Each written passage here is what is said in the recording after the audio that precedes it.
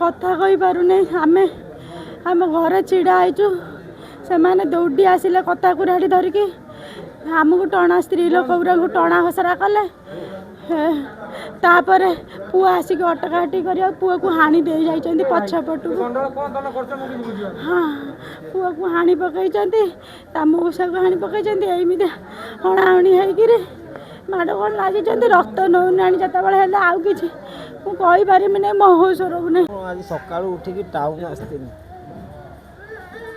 ଆମର ଜାଗା ବାଡ଼ି ପାଇଁ ଟିକେ କୋର୍ଟରେ ଅଦାଲତ କେସ୍ ଚାଲିଥିଲା। ଗୋଟେ ଘର ଜଣେ କରୁଛନ୍ତି, ସେ ଘର କାମ ଆରମ୍ଭ କରିଛନ୍ତି। ଯେତେବେଳେ ଘରେ ମୋତେ ଫୋନ୍ କଲେ, କହିଲେ ଆଇ ଘରେ କେଉଁଠୁ ଅଛୁ? ମୁଁ ଯାଇକି ପହଞ୍ଚିଲି ଘରେ ଅଛି। ମୋ ବାପାଙ୍କୁ କହିନି ତୁମେ ପାଟିମୁଣ୍ଡ କରନା, ସିଏ ଆମ ଜାଗାରେ ଘର କରିଦେଇଛନ୍ତି, ଆମେ ଦରକାର ପଡ଼ିଲେ ଭାଙ୍ଗିଦେବା, ତୁମେ ପାଟିମୁଣ୍ଡ କରନା। ବାପା ସେଠି ଥିଲେ, ମୁଁ ଘର ଭିତରେ ଥିଲେ, ଛାତ ଉପରେ, ଆମ ଛାତ ଉପରେ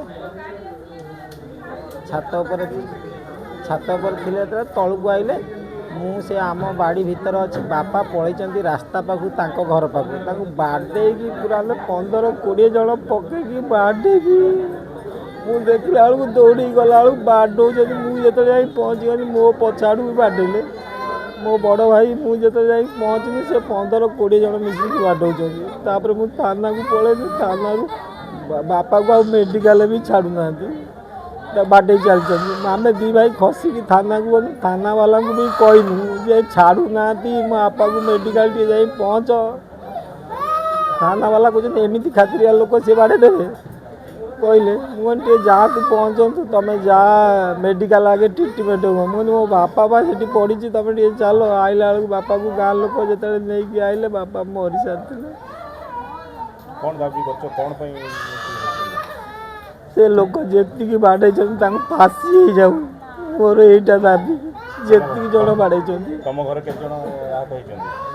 ଆମ ଘରେ ମୋ ବଡ଼ ଭାଇ, ମୁଁ, ମୋ ବୋଉ, ମୋ ବାପା, ଆମେ 4 ଜଣ। ସିଏ 15-25 ଜଣ ଖଣ୍ଡ। ଆମ ଘରେ ଆଉ କେହି ନାହାନ୍ତି। ହଁ, ଆଜି ସକାଳେ ବଡ଼ ତ୍ରିଲୋଚନ ଗାଁରେ ଅଛି, ଯାଜପୁର ଟାଉନ୍ ସଦର ଥାନା ଅଣ୍ଡରରେ। ସେଠି ତାଙ୍କର ଉଭୟ ପରିବାର ଜମିବାଡ଼ି ବିବାଦ ଦୀର୍ଘ ବର୍ଷ ଲାଗି ରହିଛି। ସେ ଯେଉଁ ଡିସ୍ପ୍ୟୁଟେଡ୍ ଜାଗା ଥିଲା, ଜାଗାକୁ ନେଇକି ତାଙ୍କର କୋର୍ଟ ଅଫ୍ ଲ'ରେ କେସ୍ ଚାଲିଛି। କୋର୍ଟରେ କେସ୍ ଚାଲିଥିବା ସମୟରେ ସେ ଅପୋଜିଟ୍ ପାର୍ଟି ସେଠି କନଷ୍ଟ୍ରକ୍ସନ୍ ତିଆରି କରୁଥିଲେ, ଦିବ୍ୟବତୀ ଘଡ଼େଇ ଏବଂ ତାଙ୍କର ପରିବାର ସମେତ ଗୋଟେ ଘର ତିଆରି କରୁଥିଲେ। ବାକି ଯିଏ ମରିଛି ଡିସିଜ୍ ଗୋବିନ୍ଦ ଘଡ଼େଇ ଏବଂ ତାଙ୍କ ପିଲାମାନେ ସଞ୍ଜୟ ଘଡ଼େଇ ଏବଂ ସରୋଜ ଘଡ଼େଇ, ସେମାନେ ତାର ବିରୋଧ କଲେ। ବିରୋଧ ହେତୁ ଉଭୟ ଭିତରେ ଝଗଡ଼ା ହେଇଛି।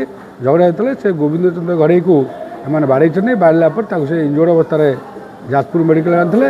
ଯାଜପୁର ମେଡ଼ିକାଲରେ ସେ ରିସିଭ୍ ଡେଡ଼୍ ହେଲା ଏବଂ ତାର ଆମେ ଗୋଟେ ରିପୋର୍ଟ କଲେକ୍ସନ୍ କରୁଛୁ ଏବଂ ସେ ମର୍ଡ଼ର କେସ୍ ହେଉଛି। ତା ଦେହରେ ସେ ଇନକ୍ୱେଷ୍ଟ ପୋଷ୍ଟପୋନ୍ କଲା ପରେ ତାର କଜ୍ ଅଫ୍ ଡେଥ୍ ଆସିବ ଏବଂ ତା 2 ପୁଅ ସଞ୍ଜୟ ଘଡ଼େଇ ଏବଂ ସରୋଜ ଘଡ଼େଇ ଏବଂ ତା ୱାଇଫ୍, ଏ 3 ଜଣ ଟ୍ରିଟମେଣ୍ଟ ହେଉଛନ୍ତି, ଇଞ୍ଜୋର୍ଡ଼ ହେଇକି DHA ଟ୍ରିଟମେଣ୍ଟ ହେଉଛନ୍ତି।